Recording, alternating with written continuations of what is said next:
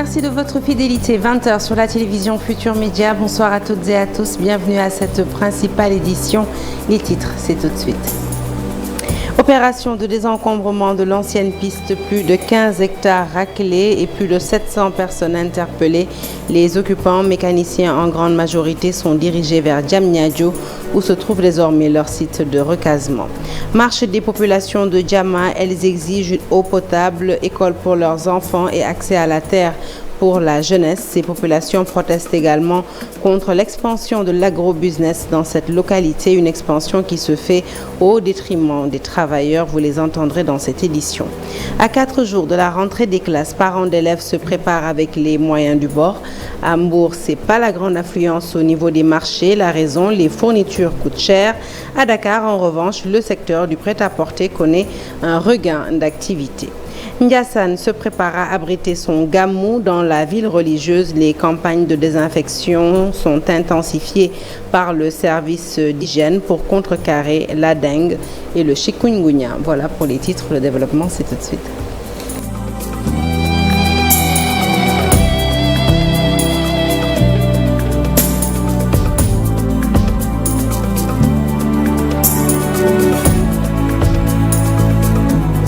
Bonsoir à toutes et à tous. Les opérations de désencombrement se poursuivent dans la capitale sénégalaise. Après la cité imbécile et la zone de captage, c'est au tour de l'ancienne piste de recevoir la visite des Caterpillars.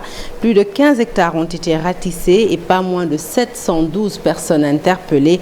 L'objectif, démanteler les quartiers flottants de la capitale. Une sommation de 20 jours a été remise aux occupants qui sont invités désormais à regagner leur site de recasement installé à Diamniadio pour pouvoir poursuivre leurs activités. Reportage signé Habib Faye.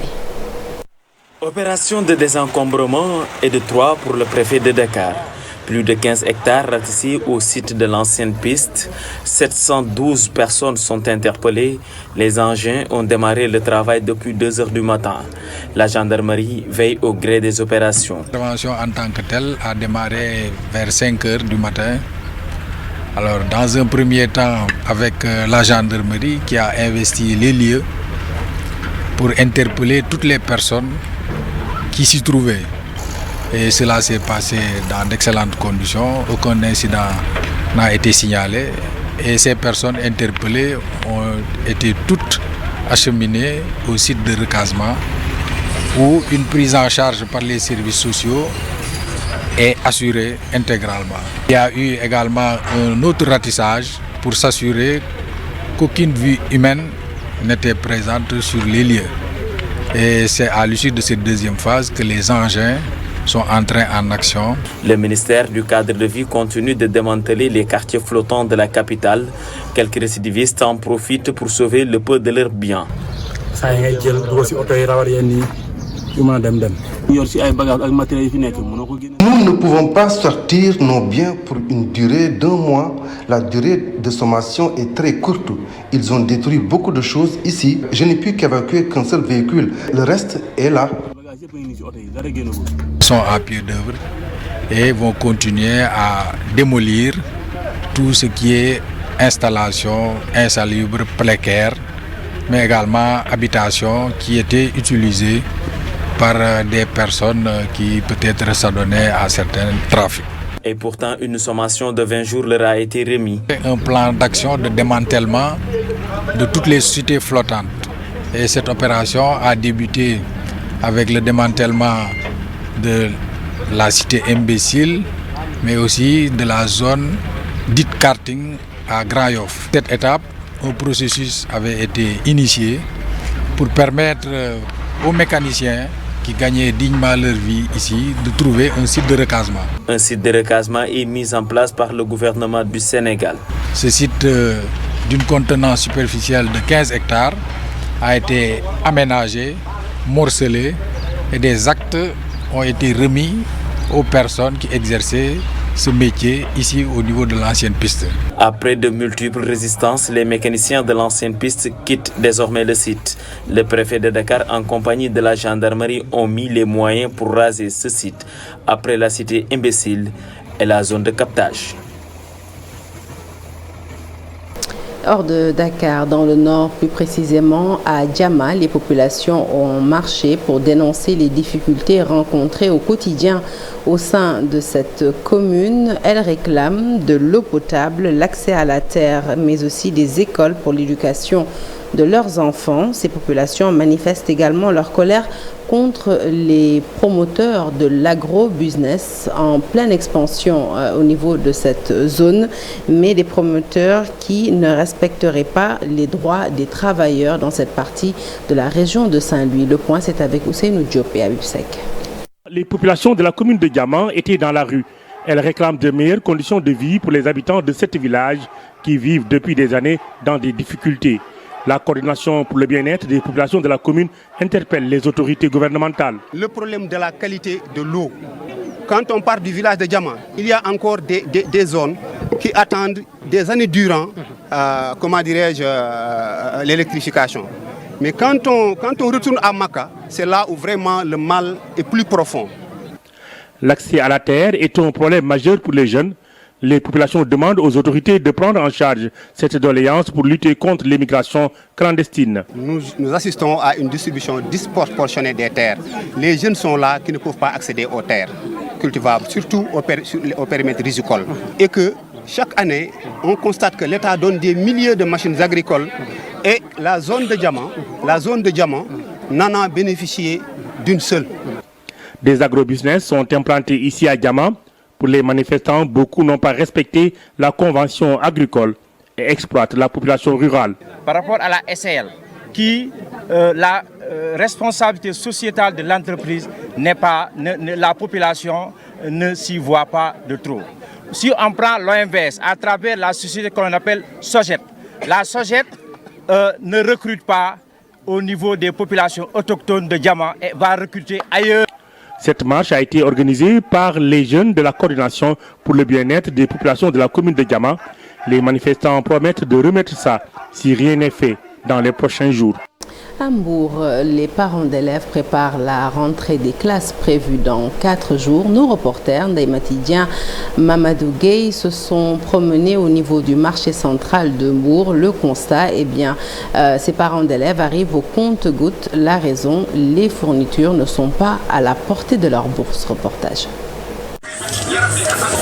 Le décor du marché central de Mbour se conforme à la situation actuelle. Presque toutes les boutiques sont remplies de fournitures scolaires, en plus d'autres articles exposés à l'air libre. Le soleil est ardent, mais Ousmane, un père de famille, sélectionne du matériel scolaire pour ses enfants. C'est ici que j'ai l'habitude d'acheter les fournitures scolaires pour les enfants, mais cette fois-ci, tout est cher. Aussi, il n'y a pas beaucoup de clients. Peut-être que c'est à cause de l'événement lié au Kankourang. Non seulement il n'y a pas d'engouement pour le moment, mais le matériel est très cher, selon Pierre, un autre père de famille. On va s'efforcer parce que l'avenir des enfants compte beaucoup pour nous. Donc, comme si on ne le fait pas aussi, on va le faire pour autre chose. On a d'autres besoins, on est obligé de le faire. Ils vont faire le tout pour en avoir quelque chose, même si ça sera 50 francs, ils vont le gagner. C'est pour travailler. Donc, on va les comprendre aussi. Cette fille rencontrée sur cette allée du marché fait le tour des boutiques à la recherche de vêtements à sa taille. Pour elle, les fournitures scolaires viennent en dernier lieu. Les pantalons coûtent cher maintenant. Là, je suis plus occupée à acheter des vêtements et j'attends la rentrée des classes pour savoir ce qu'il faudra acheter exactement en matière de fourniture. La rentrée des classes est prévue le 5 octobre prochain. À Dakar également, la rentrée des classes se prépare activement. Au marché, l'affluence des parents d'élèves est constatée. S'ils ne sont pas nombreux à acheter des fournitures, ils sont en revanche nombreux à se rendre dans les boutiques de prêt-à-porter. Abdoulaye Diouf a fait un tour au marché. Reportage.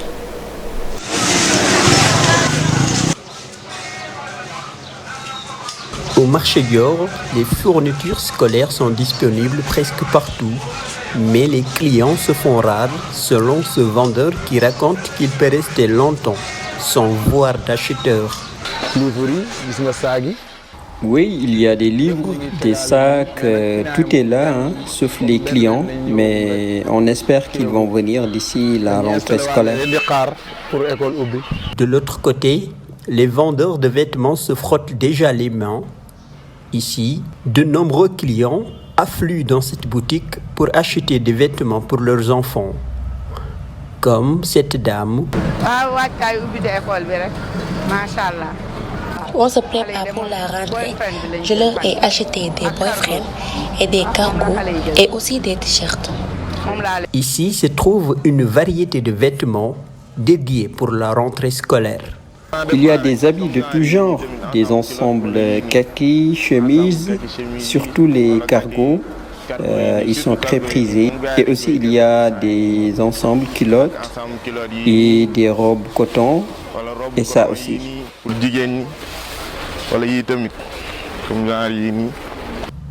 Les événements religieux ont un impact significatif sur le pouvoir d'achat des parents d'élèves. Mais ces commerçants expliquent que si les prix sont élevés, c'est dû à la cherté du dédouanement des marchandises. Parce que c'est tellement élevé. Les dédouanements sont très chers. Il faut que l'État réduise les prix. C'est pourquoi ça impacte sur la cherté des marchandises. Les vendeurs de fournitures espèrent une affluence des clients d'ici à la rentrée scolaire, prévue ce 2 octobre pour les personnels enseignants et administratifs, tandis que les élèves retournent dans les classes le jeudi 5 octobre 2023. Parlons santé à présent avec la stratégie de lutte du service d'hygiène qui semble avoir porté ses fruits lors des gamous de Tivaouane et Thiénaba. Aucun cas de chikungunya ni de dengue détecté au niveau de ces foyers religieux. Prochaine étape, le gamou de Ndiassane. La commune, vous le savez, s'apprête à recevoir des milliers de pèlerins et les agents du service d'hygiène sont déjà à pied d'œuvre pour une campagne de désinfection et de désinsectisation. Le point, c'est avec Cheikh Anta Diop et Saïlatia. Tous les événements religieux de la région de Thiès ont été couverts par le service régional de l'hygiène de Thiès. Il ne reste que Pire et Ndiassane. Selon le capitaine Idrissa Ndiaye, les objectifs de prévention ont été atteints. Aucun cas de maladie émergente n'a été signalé. Il n'y a aucun cas de chikungunya, même des cas suspects. Il n'y a aucun cas de dengue, il n'y a aucun cas d'intoxication aussi. Les interventions de la brigade régionale de l'hygiène de Thiès ont été très efficaces. La même stratégie de lutte sera mise en œuvre à Ndiassane. Déjà, des agents sont sur le terrain pour désinfecter les maisons et lieux recevant du public. Au niveau de Ndiassane, on va renforcer et intensifier cette lutte antivectorielle. Nous allons aussi intensifier le contrôle de l'eau de boisson, qui est extrêmement important parce qu'au niveau des maisons, la grande difficulté qu'on a, c'est souvent le stockage de l'eau à domicile. Donc c'est pourquoi nous allons renforcer et intensifier ce contrôle de l'eau de boisson. C'est le contrôle des denrées alimentaires. Donc ça aussi, on va renforcer ce contrôle au niveau de Ndiassane. Un appel est ainsi lancé à l'endroit des autorités pour la construction d'une brigade spéciale au niveau de Tivaouane. Parce que Tivaouane couvre vraiment une zone extrêmement importante avec des gamous de dimension internationale. C'est vraiment le moment opportun de passer donc à la construction de cette brigade d'hygiène. Hamza Kounte, membre du comité d'organisation du Gamou de Ndiassane, magnifie le travail du service national d'hygiène à quelques jours du Gamou. Il y avait énormément de moustiques à Ndiassane, mais avec l'intervention du service d'hygiène, nous sommes soulagés. Le porte-parole du Khalif de Ndiassane a exhorté les autorités à renforcer les moyens d'intervention du service national de l'hygiène en termes de logistique, mais surtout en ressources humaines. À Matam, l'hôpital du Bosséa doté d'une endoscopie et d'une fibroscopie, un don du député maire de Agnam qui vient soulager les populations enclavées de cette zone. Le point, c'est avec Ali Bandalian. Malgré l'ouverture du centre hospitalier Amadou Cissé Kane au cœur du Bosséa, les populations continuent d'être évacuées vers Matam et Ourossogui. Parmi elles, les personnes âgées et les femmes devant être prises en charge en neurologie par exemple. En réceptionnant l'appareil d'endoscopie et une fibroscopie, le personnel soignant s'en réjouit. Cette acquisition nous permettra de faire sur le plan le diagnostic de certaines pathologies par voie endoscopique, mais également de faire le traitement de certaines pathologies tels que des tumeurs de la vessie, mais également des cancers ou bien en tout cas des maladies de la prostate, sans pour autant ouvrir le ventre du malade. Ceci a comme effet, en tout cas, une diminution du risque infectieux ou bien de complications en post-opératoire, mais ça permet également de réduire le temps d'hospitalisation du malade. Et cette acquisition également permettra de l'utiliser au niveau des femmes. Après la réalisation d'un forage de l'hôpital, Farbangom, le député et maire de Zanyama, vient encore donner un coup de pouce à cet établissement de santé. De réceptionner aujourd'hui cet équipement d'une performance extraordinaire qui permettra de relever le plateau technique de l'hôpital Abdoul Cissé Kane des Zainam. Je ne reviendrai pas à ce que vient de dire l'urologue et le PCME. C'est juste pour dire que ce n'est qu'une première pour relever le plateau technique de l'hôpital. D'autres équipements s'en suivront et toutes les activités chirurgicales et toutes les activités médicales, Inch'Allah, se feront dans cet hôpital au profit de la population. À Kolda, les producteurs de la région, dans l'attente de la nomination de leur ministre de tutelle, ces producteurs préoccupés par la campagne de commercialisation qui s'annonce, disent avoir besoin d'interlocuteurs pour s'y préparer. Au micro de nos reporters, ils se montrent toutefois satisfaits de la campagne agricole qui jusqu'ici s'est bien déroulée. Les détails, c'est avec Abdoulaye Diallo. Le retard dans la nomination de ministre de l'Agriculture inquiète à plus d'un titre les producteurs de la région de Kolda, surtout ceux de la zone de Sinthiang Sadio, commune de Mampatim, dans le département de Kolda. C'est le ministère de l'Agriculture. Moussa, on avait commencé de travailler, Ali Mounia est venu et il vient de partir. Donc la saison n'est pas encore terminée. C'est en ce moment qu'on a le plus besoin donc, de ce ministère. Et on aimerait vraiment que le président de la République essaie donc de trouver donc un monsieur comme Moussa l'a été, dignement, l'avait bien géré, donc un monsieur également qui peut être à la hauteur pour gérer donc ce ministère-là pour terminer cette saison 2023.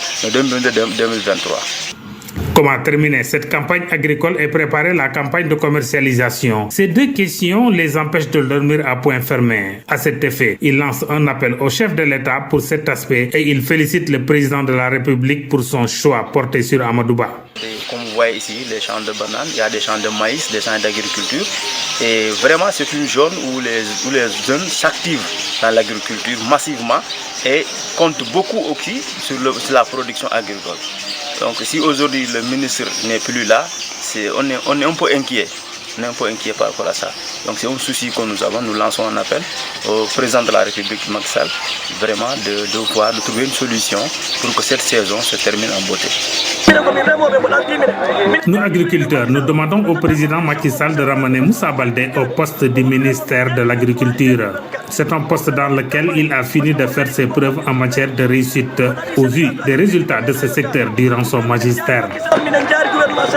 Avec la répartition spatio-temporelle de la pluie de l'hivernage de cette année, le comportement actuel des cultures augure une bonne campagne de moisson.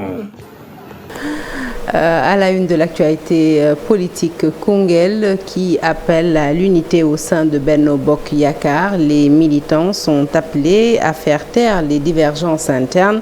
Le maire de Koungheul, Alioune Badara Ly, nous en dit plus. Il s'exprime au micro de Mamadou Fall. Les partis alliés en vue d'un éventuel rapprochement, en vue d'aider le candidat du président de la République, M. Amadouba, à accéder à la magistrature suprême. Nous savons bel et bien que le président, pendant tout son magistère, a cheminé avec le Benno Bokk Yakaar. Donc, même classe le Benno Bokk Yakaar comme la coalition qui a le plus vécu ici au Sénégal. Donc, depuis 2012 à nos jours, ils ont accompagné le président de façon sincère, vraiment, sur tout les initiatives du président de la République, le Benno Bokk Yakaar a été là. Donc nous trouvons naturel aujourd'hui et normal que si nous devons procéder à une consultation de masse, il faudra d'abord commencer par le Benno Bokk Yakaar, cause pour laquelle aujourd'hui nous avons réuni l'ensemble des partis alliés avec qui nous avons échangé et au sortir de ces échanges, on a décidé de cheminer ensemble, la main dans la main, et de vraiment œuvrer de la plus belle manière pour que la victoire soit acquise au soir du 25 février 2025. Médina Neuset, un concept lancé par les jeunes de la commune centenaire qui, depuis quelques années, baignent dans une insalubrité totale. L'initiative est soutenue par Youssou Ndour, digne fils de la Médina, qui a décidé d'apporter son soutien à ces jeunes. Le collectif Médina Neuset fait de la propreté de la commune son affaire. Toutefois, il réclame la poursuite des travaux entamés par l'État dans le cadre de la lutte contre les inondations. Des eaux noirâtres par-ci, des tas de sable par-là et des amas d'ordures à chaque coin de la rue. C'est le décor moins reluisant de la Médina. Cette image hideuse fait réagir les jeunes du quartier pour lancer le concept Médina Neuset. Récemment, les pluies diluviennes. Après les pluies diluviennes, nous avons constaté l'insalubrité qui régnait à la Médina, ou bien même les inondations causées par les travaux entamés par l'État dans la localité, causant ainsi beaucoup de désagréments. C'est pour cela que nous avons pris cette initiative pour rendre Médina propre.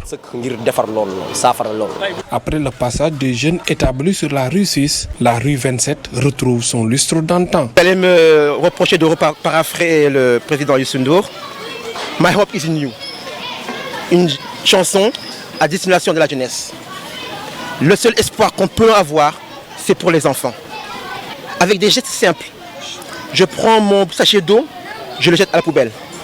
À cet effet, nous avons créé des petites poubelles avec nos propres moyens, rassembler les bonnes volontés et les artisans du coin, faire des poubelles pour les enfants. Et donc avec des petits messages, on peut sensibiliser, conscientiser la jeunesse. Nous avons décidé d'organiser une journée d'investissement humain à partir de la rue 33 à la rue 23. Après, nous organisons un concert pour les jeunes de la Médina. Je suis flexible. Une initiative de Bakary Camara qui a vite eu l'adhésion de tous les jeunes dont la vocation est apolitique. Mais il a eu un soutien de taille d'un fils de la Médina. Nous remercions aussi la TFM et par le biais de Youssou Ndour, moins de 2 jours, il a réagi positivement. Il s'est aussi impliqué pour la réussite de l'événement. Il y a aussi les soutiens de M. le maire Bamba Fall, Youssou Ndour et certaines entreprises de la Médina, mais le mérite revient à Bakary Camara. Avec un apport considérable pour la réussite de l'événement, les organisateurs ont tenu à offrir un cadeau d'anniversaire à Moussi Youssou Ndour pour le soutien apporté à l'occasion de ce jour mémorable du 1er octobre. C'est aussi un jour spécial pour le président Youssou Ndour et son jumeau, le 1er octobre. Donc au nom de tous les habitants de la Médina, nous lui offrons ce t-shirt et nous l'attendons de pied à pied, la prochaine fois, venir prêter main forte aux jeunes de la Médina. Un grand anniversaire, joyeux anniversaire à M. Youssou Ndour, qui a été un grand soutien pour les jeunes de la Médina. Encore M. Youssou Ndour, un grand merci. Parlons cinéma à présent avec le Kino Tour à Mbour, une initiative de Teranga Tour pour divulguer le travail des jeunes réalisateurs de films. 11 courts-métrages ont été projetés, occasion saisie par les organisateurs pour parler du manque de formation qui règne dans le secteur de la production cinématographique. Compte rendu signé Naïma Tidien et Mamadou Gueye. C'est un public très concentré sur l'écran qui diffuse le court-métrage Aminata, un film de Fatou Diengui que nous avons trouvé sur l'esplanade du stade Caroline Faye. Donc on s'est dit, d'autant plus qu'il y a des participants qui viennent de toutes les régions du Sénégal, ça serait quand même bien qu'on fasse des projections publiques et qu'on aille également les rejoindre dans leur zone pour projeter ces films et montrer également aux populations, à leurs familles, aux voisins, le milieu dans lequel ils évoluent. Pour accompagner les jeunes passionnés de cinéma, des formations sont même organisées. On sélectionne les jeunes qui sont passionnés, qui ont envie de faire le premier pas dans le cinéma, qui ont envie de réaliser des choses et nous leur offrons la chance. Maintenant, après la formation, il y a également une autre phase qu'on appelle la phase des résidences internationales qui concerne les Sénégalais, les Africains ou les Européens. Donc, ils viennent tous en collaboration avec le Kino Teranga travailler sur les films que ces jeunes-là ont ont écrit pour les aider à le réaliser. Ceci découle du constat qu'il manque d'écoles de formation dans les différents métiers du cinéma au Sénégal. Pour Sokhna Fatou Bakhoum, cela se reflète même dans les séries diffusées à la télévision. Tout à fait. En fait, pour certains thèmes, oui, c'est beaucoup histoire d'amour, etc., comme on avait l'habitude de voir avec les telenovelas, mais c'est toujours bien quand même qu'on ait ces séries-là. Justement, c'est la raison pour laquelle aujourd'hui, tout le monde veut entrer dans le métier. Tout le monde peut se dire, je suis réalisateur, je suis producteur, d'accord? D'où l'importance d'orienter les gens, de leur inciter à faire des formations. Après Mbour, Kino Tour compte faire le tour des autres localités à la rencontre des passionnés du cinéma, selon les membres. L'actualité sportive, naturellement, avec le championnat du monde des sourds et malentendants. Le Sénégal s'est qualifié en demi-finale. Les Lions ont battu ce dimanche les États-Unis sur la plus petite marque, 1-0. Le but victorieux est signé par Mohamedou Ndiaye à la 64e minute de jeu. Le mondial se joue en Malaisie. Bravo à nos braves Lions et on leur souhaite la victoire à la finale. Fin de ce journal. Merci de l'avoir suivi. L'actualité se poursuit sur toutes nos plateformes digitales. Excellente suite de programmes en notre compagnie et bon début de semaine à toutes et à tous.